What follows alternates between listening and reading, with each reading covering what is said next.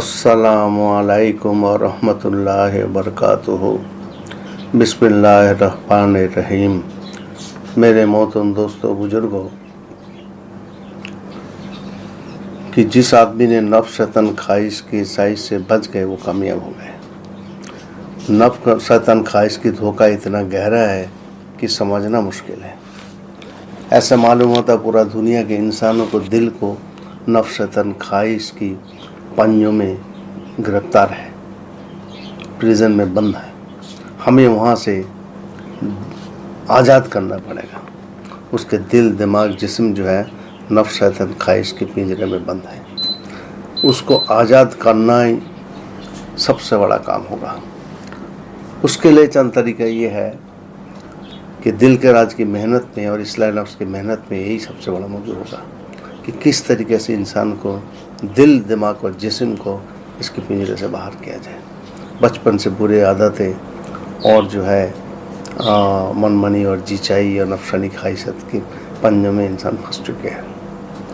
तो अल्लाह पाक ने कुरान सुन्नत की इसीलिए दिया, नबी सल्लल्लाहु अलैहि वसल्लम को इसीलिए भेजा कि इंसानों को इसमें से बचाया जाए और अल्लाह से ताल्लुक़ टूट जाए।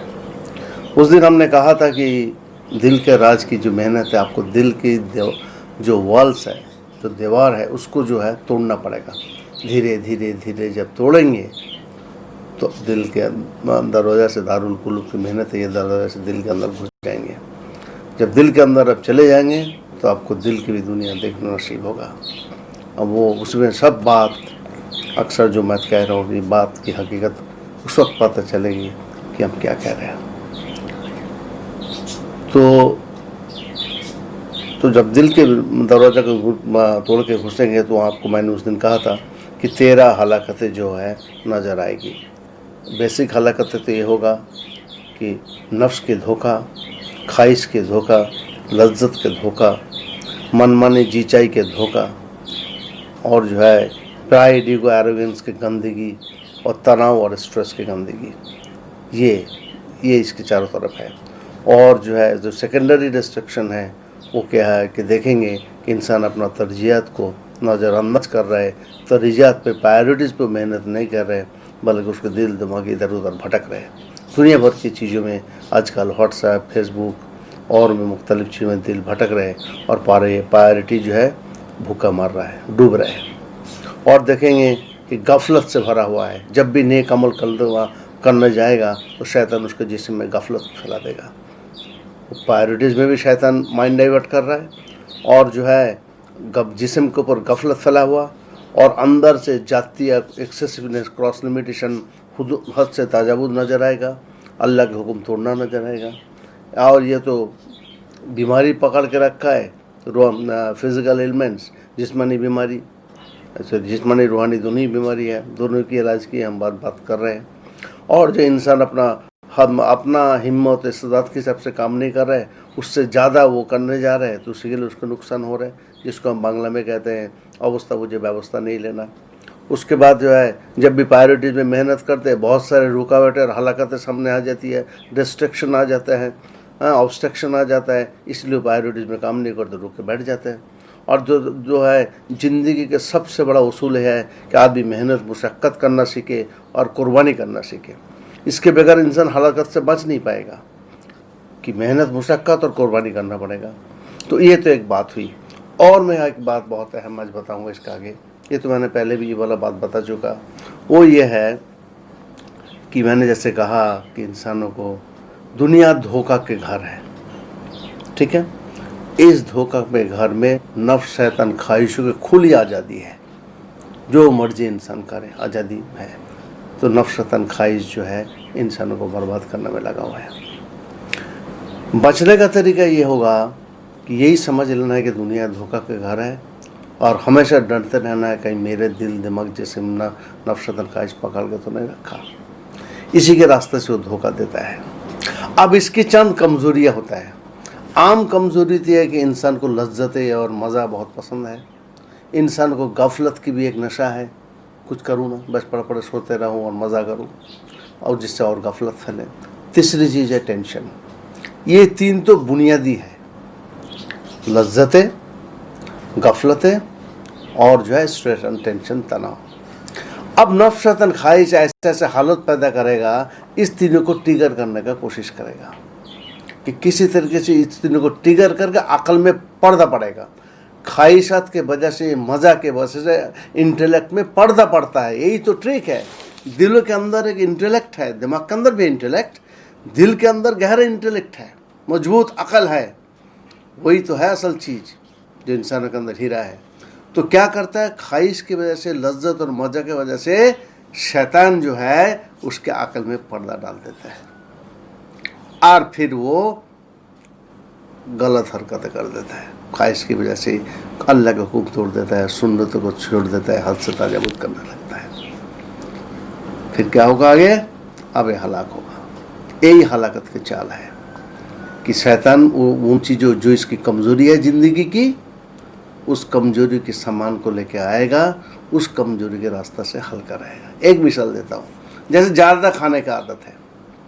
अब जब खाना सामने आ गया, उसके आँख ने देखा, सेंसेस ने, आँख ने देखा, ये कान से सुना क्या जैसे ऐसे खाना पक रही है, ये खुशबू सूंघा सेंसेस, आह बड़ा मज़ेदार खाना, खुशबू आ रही है। अब इसके अकल में पर्दा पड़ी सेंसेस के जरिए से, और जो है उसके जिस्म हरकत में आ गया। दिमाग ने पूरा जिस्म में भर दिया कि भाई ये देखो खाना पक रहा है, खाना आ गया, ये खाना सामने आ गया। अब जब अकल में, इंटेलेक्ट में पर्दा पड़ेगा, वो सुन्नत को तोड़ के खाना खा लेगा। अगर सुन्नत के इत्तेबा नहीं करेगा तो हद से ताजाबुत, ज़्यादा खाना, पेट भर चुका, पूरा हो चुका सुन्नत के हिसाब से। अब पेट के अंदर से ख्वाहिश भड़केगा थोड़ा और, अब वो मज़ा के चक्कर में एक स्टेप और आगे चले जाएगा। अब सुन्नत टूट गई, नबी सल्लल्लाहु अलैहि तरीका छूट गया, अकल में पर्दा पड़ गया, और वो हद से ताजाबुत करके अब एक्सेस खाना इसके क्या करेगा, इसके जिस्म की गफलत पैदा करेगा, और जो है पेट के निज़ाम को ख़राब करेगा, और दिल दिमाग को बेचैन करेगा। इंसान अगर दो चीज़ों की हिफाजत कर लेना, देखिए दो चीज़ नीचे है, दिल के नीचे है, वो क्या है? पेट और शर्मगाह। सबसे ज़्यादा दिल को ख़राब करने वाला चीज़ ये दोनों ही है, पेट और शर्मगाह। वो ऐसे गोता मारेगा, ऐसे ऐसे हवा क्रिएट करेगा कि उसको दिल के ऊपर, पेट भूख के चक्कर में उसका दिल में जो अकल है, अकल में पर्दा पड़ेगी, फिर वो दिल के अकल में भी पर्दा पड़ेगा, उसके दिमाग पे भी अकल में पर्दा पड़ेगा, और कदम गलत उठ जाएगा। ये है, ये आपको समझना है, हमको भी समझना है। ये बहुत गहरी बात मैं बता रहा हूँ हलाकत से बचने का, इसलिए आदमी बच नहीं पाता। तो वही तीन चीज़ जो मैंने हलाकत के समान बताया कि उसकी लज्जत और मज़ा, उसकी सुस्ती कैली गफलतें, और उसको, क्योंकि ये सब दोनों चीज़ पूरा करने से ही तो स्ट्रेस पैदा हो जाएगा, और मुख्तलिफ हालत से भी होगा। अब कितनी तरह स्ट्रेस के तो पूरा आर्टिकल पूरा मैंने बयान कर चुका, और वो अब पीछे जो है ये देखना ना, ये एक, हाँ एक नंबर आज मैं सोच रहा हूँ कि एक नंबर मैं उस पर भेजना चाहता हूँ व्हाट्सएप में सारे मेंबर्स को, जिन जिन टॉपिक में आप लोगों को बात करने का पसंद है, कि भाई डॉक्टर साहब बच्चों के मुतालिक बात करें, ये कोई फैमिली की मियाँ बीवी के मुतालिक बात करें, जो भी है, तो वो कारोबार के मुतालिक बात करें, तो वो आप लोग रिक्वेस्ट भेजें उस नंबर पर।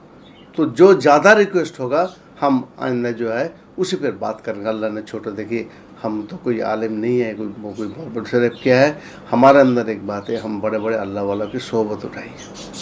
हम जिन जिन की सोहबत उठे, एक बार नाम गिना दूँ, अल्लाह उनको जजाए खैर दे।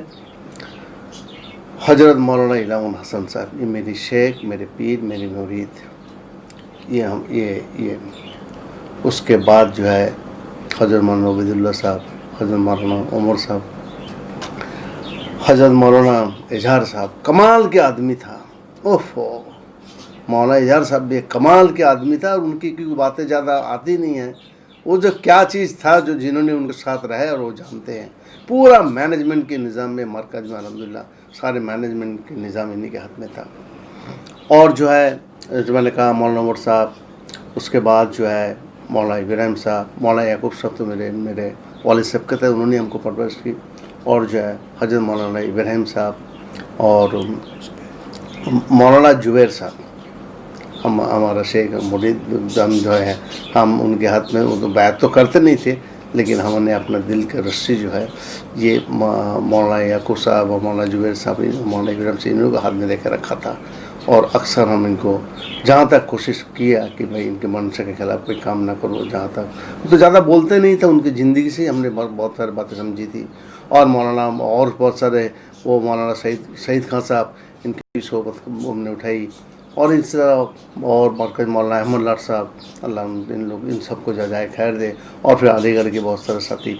तो इन लोगों के साथ इनके ज़िंदगी हमने बहुत गौर से देखा था, और देख के जो मोटी मोटी चांद बातें सीखा, तो फिर हमने आप लोगों के सामने ये बता रहा हूँ कि भाई ज़िंदगी अगर ऐसे गुजारेंगे तो अल्लाह रब्बुल इज़्ज़त कामयाब करेगा।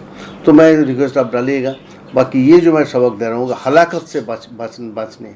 एक तरफ देखिए हज़रत मौलाना इनामुल हसन साहब जैसे कहते हैं कि आप एक तरफ जो है दावत के काम, कुरान के तिलावत और जिक्र और तस्बीह तिलावत और नेक अमल, ये एक पल्ले में इसको रखिए, और दूसरे पल्ले में मेरी मोटी मोटी बातें रखें कि नफ्सतन ख्वाहिश को हलाकत से कैसे बचाया जाए।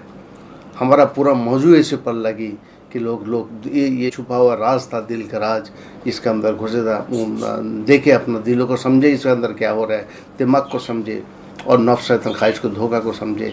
तो दूसरे पलना में ये मैंने जो हलाकत के बात है कि आप अपना हलाकत को पहचानें और एक को जड़ से ख़त्म करें। अस्सलामु अलैकुम व रहमतुल्लाहि व बरकातुहू।